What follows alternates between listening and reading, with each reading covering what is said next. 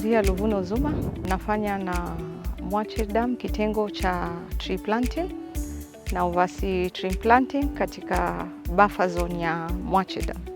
Sababu tunapanda miti ni kuzuia mchanga kuingia na kujaza lile bwawa. Sababu kutoa huu mchanga ni a very expensive activity, so tunapanda miti kuzuia mchanga kuingia na mmomonyoko wa ardhi. Pia tunapanda miti kuimprove on water quality, air pollution and to avoid segment flow into the dam so that we can get good quality of water.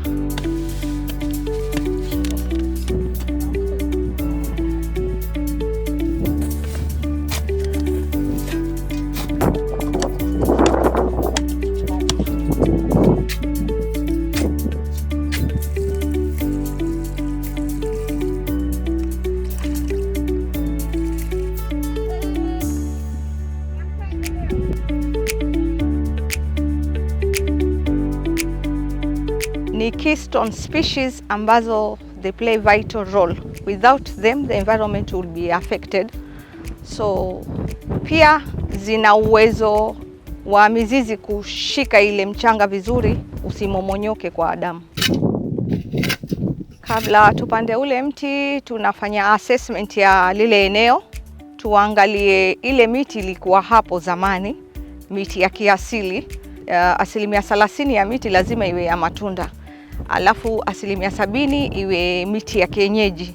So tunaangalia ile miti iliyokuwa hapo na sasa tunaona imeathirika kulingana na human activities kama fetching firewood na kupata timber. Alafu tunatafuta ile miti, tunakaa na nursery zetu, community nurseries, wanaiweka kwa nursery na tuna breed restoration, ku restore zile areas zirudi vile zilivyokuwa.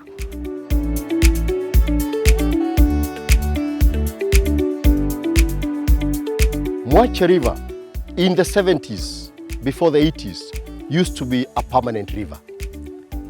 But by the time in the 90s, it was already perennial, no longer permanent.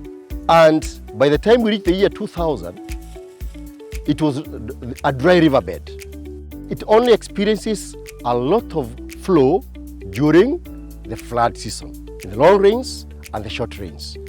So the climate has a huge impact in this area. The place used to be forested, most of the areas, before the 1970s. But the people, because of the harvesting of charcoal and wrong farming methods, the place has become more and more bare. And the impacts of climate change now, unreliable rainfall, has made regeneration of vegetation within the project area very difficult.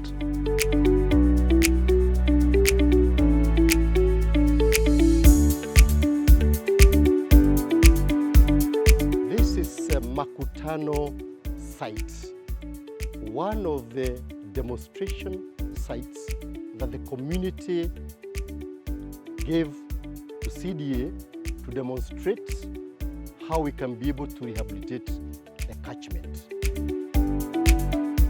As you can see, the bamboo has a very good canopy, and its main function now is to protect the land from erosion. It has that good capacity to anchor the soil and reduce erosion.